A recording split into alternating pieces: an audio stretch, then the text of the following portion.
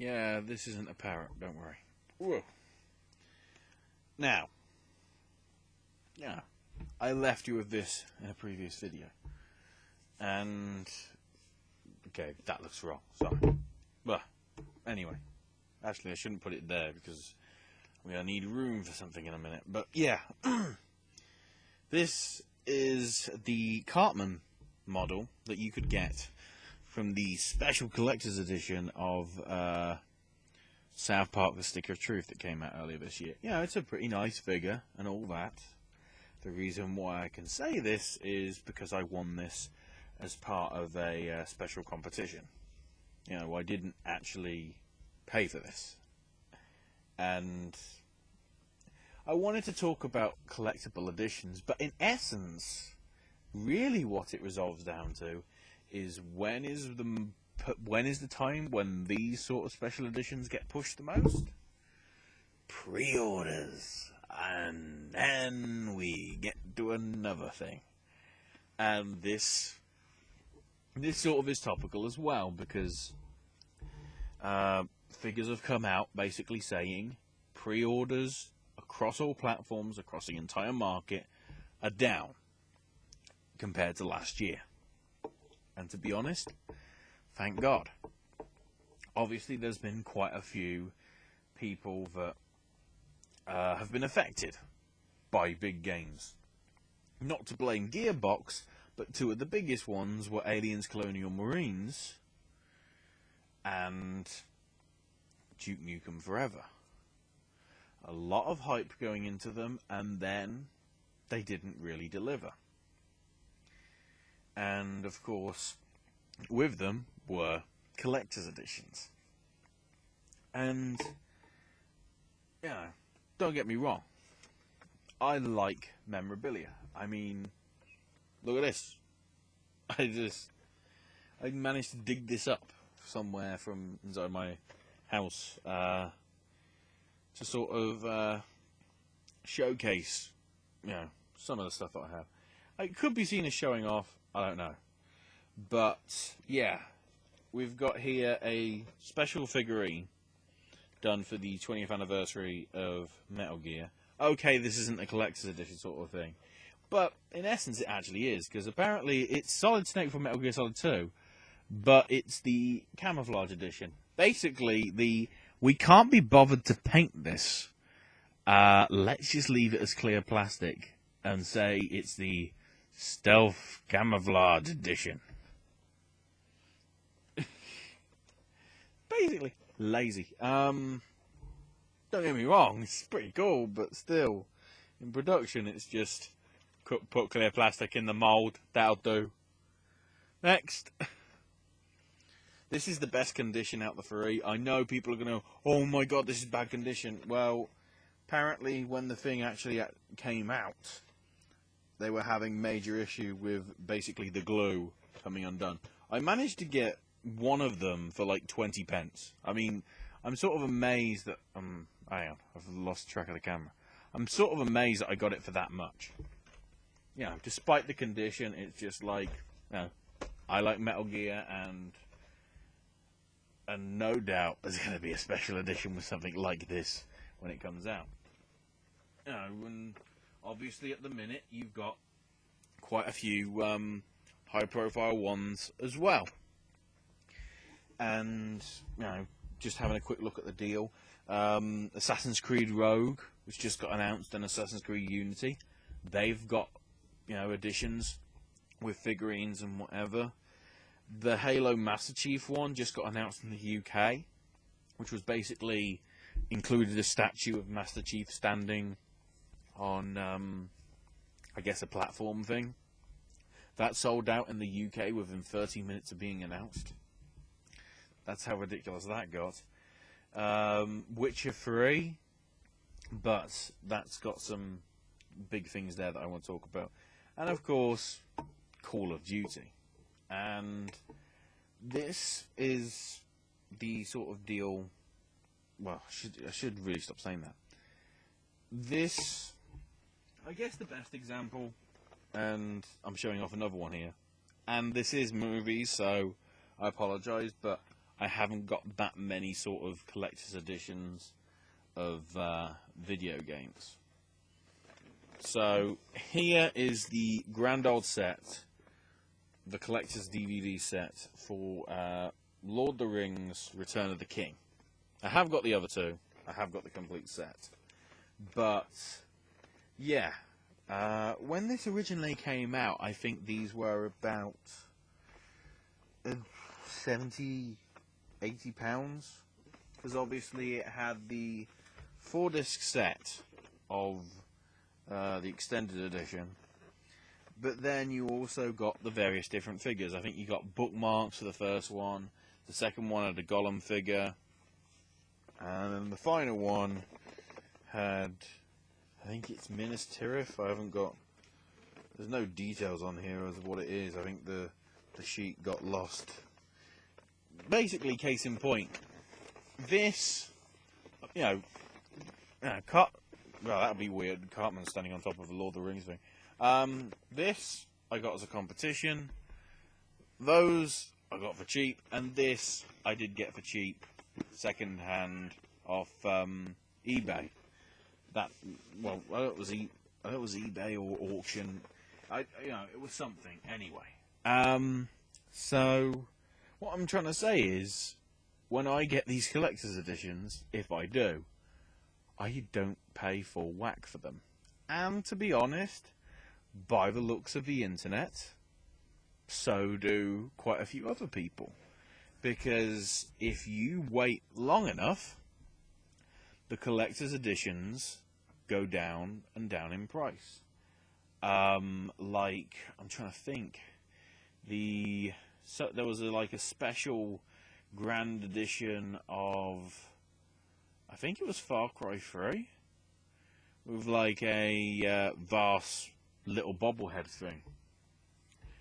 Eventually, because I guess nobody had bought their stock of them, Amazon were having them at the price of about £20 or £30, despite the fact the game was going still full price at the sort of £35 to £40 mark. And that included all your special features, your DLC, your figurine, your t-shirt, all that sort of stuff.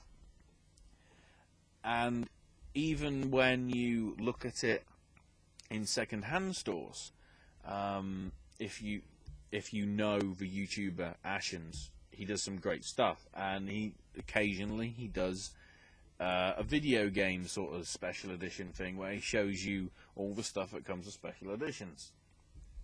And the one I remember he talking about was the last Driver game, Driver San Francisco, which came out back in 2012. What would happen with that was he got the collector's edition, which featured I think it's a Mustang or something car on a little platform, and then there's a game and an art book. Oh, the art book. Oh, the art book. Everything has to have an art book. This video doesn't have an art book. It's even in the title. You're not going to get it, but yeah. You get what you pay for. Did you pay for YouTube? No. Unless, of course, when this week is up, they start adding paid YouTube channels, in which case, damn it, you're thinking ahead. Anyway, what I'm trying to say is, he basically said how the original edition, if you picked it off the shelf, would have cost him, I think it was £28. By buying the collector's edition, which included the game in it, and the figurine and everything, pre-owned, it was £26. So it was actually cheaper to buy the plastic thing, the figurine thing, and the game than just buying the game itself. That doesn't make sense, and this sort of boils down to collector's editions are just the fancy way to say, pre-order this, get something free. Except you really aren't getting something free. In essence, you're getting part of the game free. You're just paying for your figurine, for your whatever. Can't stop moving that guy. Damn it. But yeah. Just looking through my notes, one of the crazy ones that recently came out was Sorcery Saga, Demon Curry Lord, something like that. I can't remember, but certainly Sorcery Saga for the Vita. The special edition comes with like a special plate as well as a baby's bib. Sometimes when you look at the content that comes with the things, it really doesn't make sense. Some of them do go a little bit too crazy. And talking of crazy, the one I also want to bring up is Watch Dogs, because that got delayed and everything. But the big thing was, if you wanted every single thing that the Watch Dogs franchise did worldwide in terms of special editions and certain things like the mask, like the figurine, like the hat, all that, I think you had to buy 15 or 16 different ones internationally. And that, I think, also includes the fact that in order to get the Sony content, you obviously had to buy the Sony platform as well as the other ones. And you see here, that's where it goes just too over the top. Because, again, as I say, there are collectors that are going to be into games that are going to want everything. Assassin's Creed, they just announced that there's going to be an Elise figurine because she's one of the figures in Unity. But this figurine is going to be separate to the Arno one that you get with the collector's edition of the game. But, and this is of course where it gets brilliant, and by that I mean money scheme, you can put them together and then they can be like a side-by-side diorama. And then you're going, I've used the word diorama wrong. And secondly, brilliant. Now that's $80.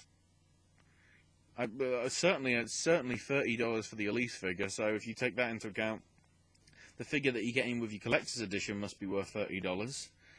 And the other features that you're getting with it, like the DLC, must be like $60. So you're getting the game for free, and you're paying for all this plastic, vinyl, in essence, junk. Because once you get all these collector's editions, how much room are they going to take in your house?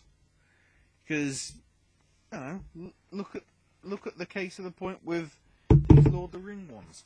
I have 3 of these this big. Do you think that's going to fit into a space the size of, a DVD? No.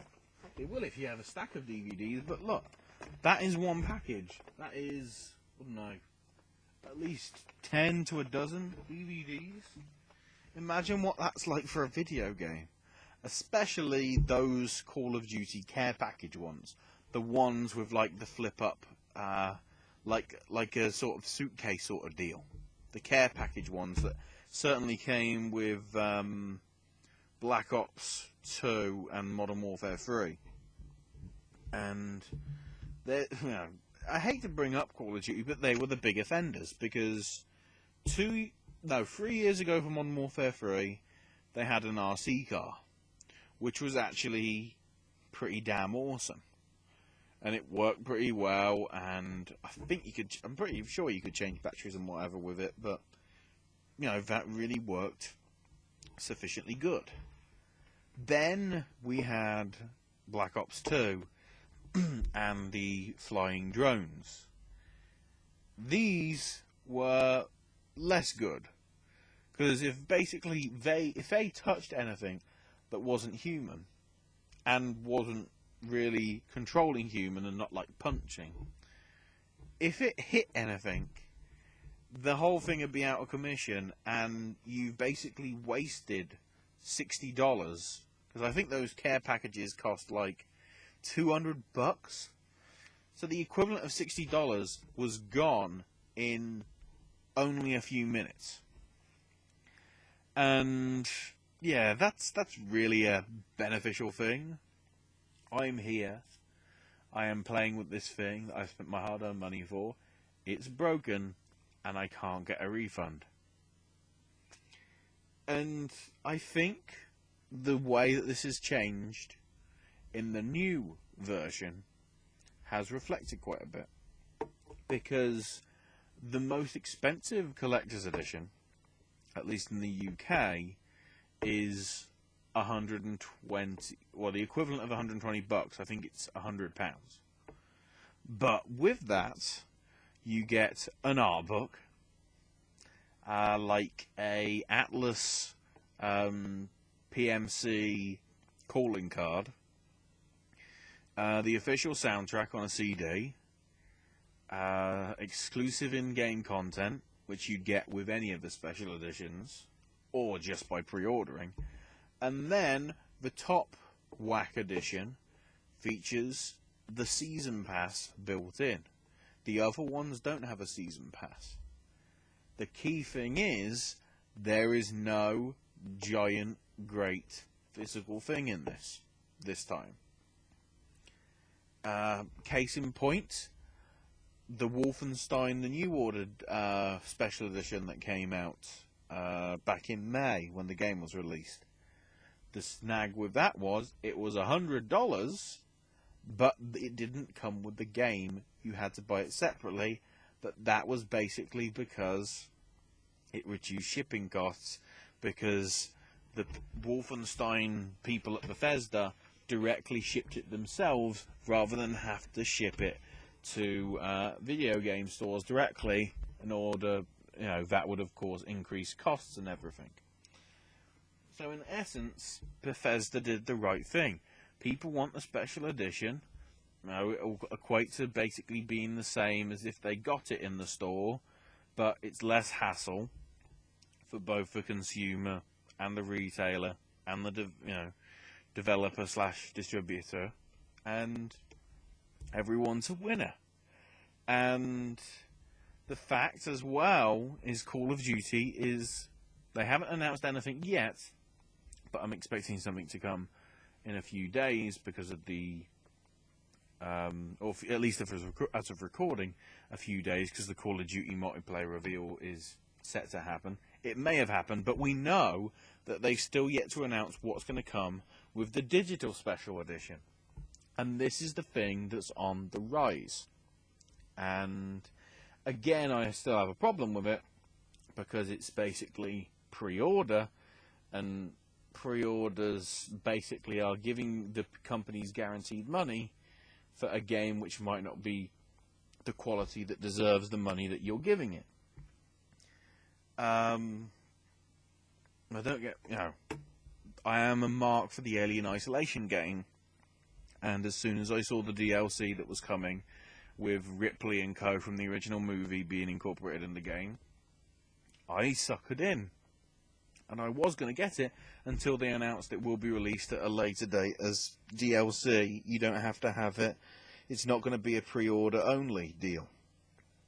Which immediately went, okay, I'll wait. But it has me drawn in.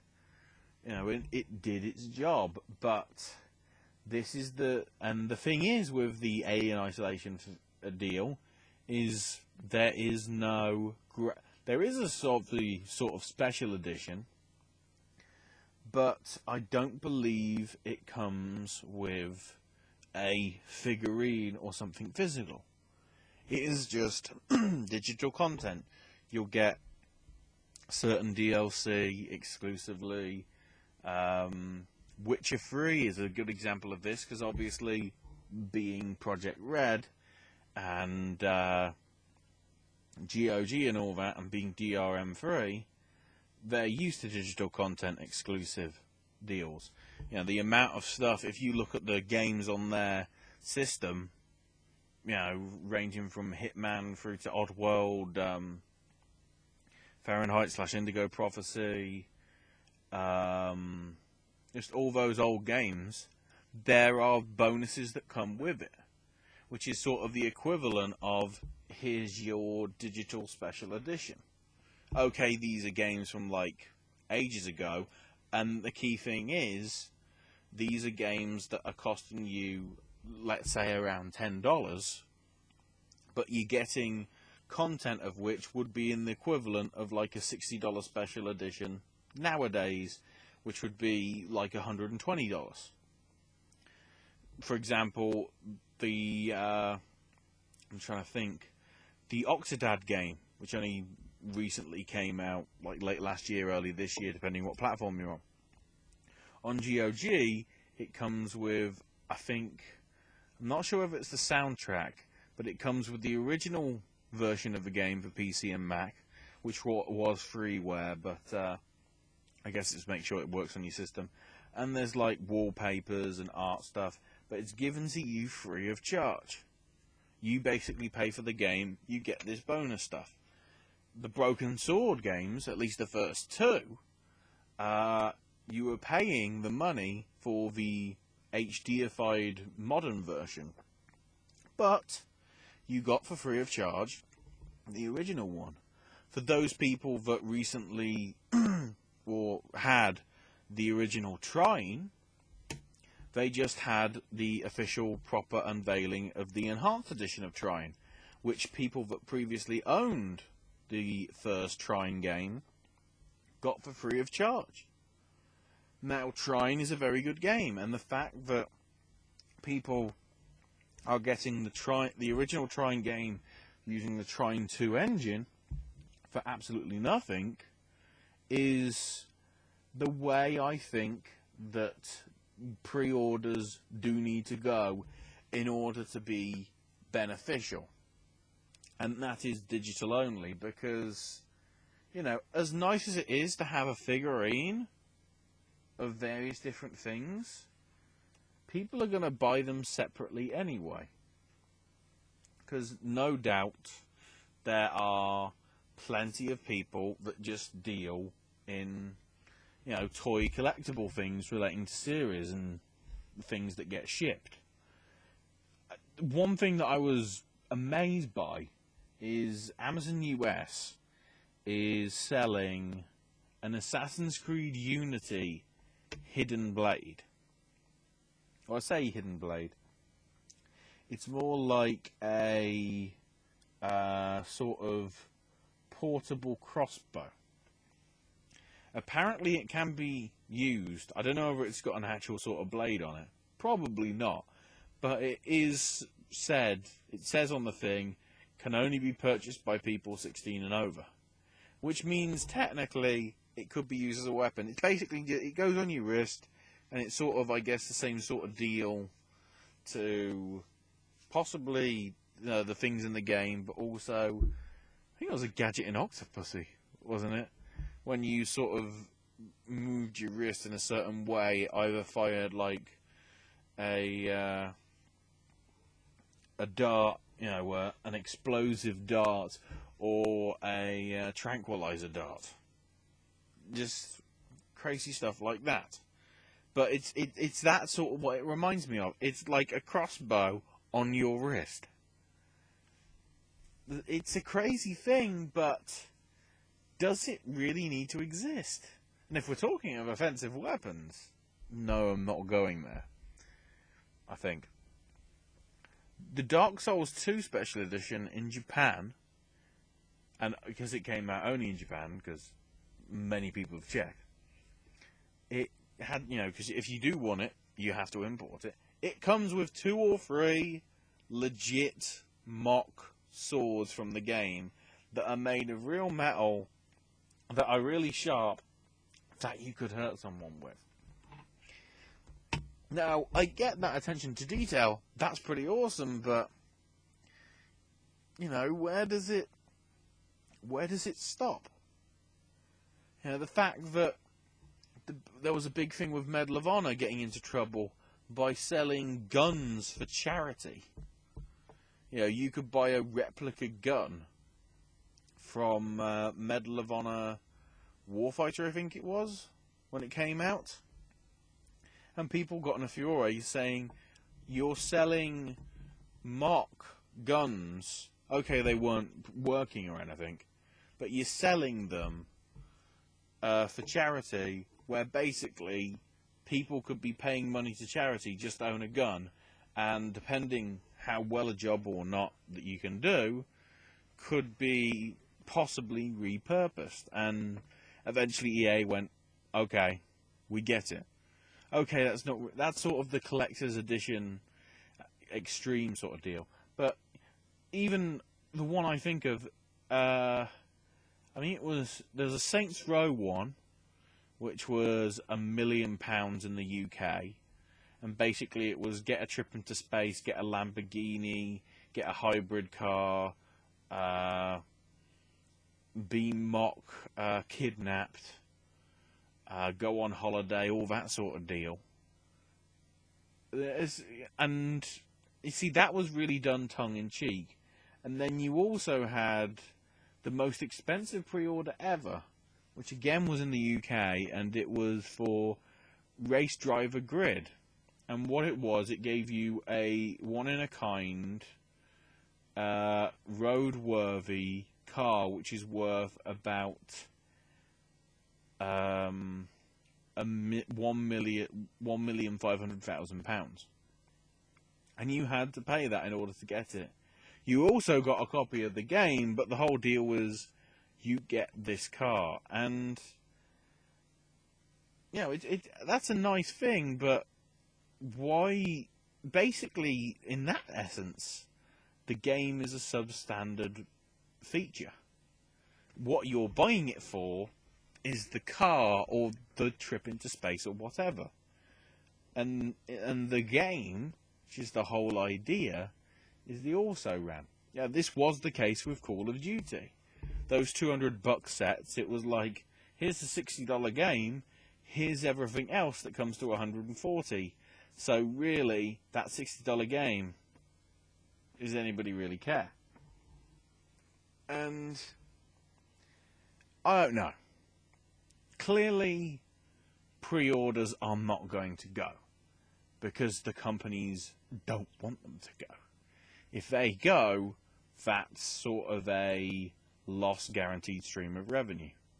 Same goes for the game retailers that sell these games.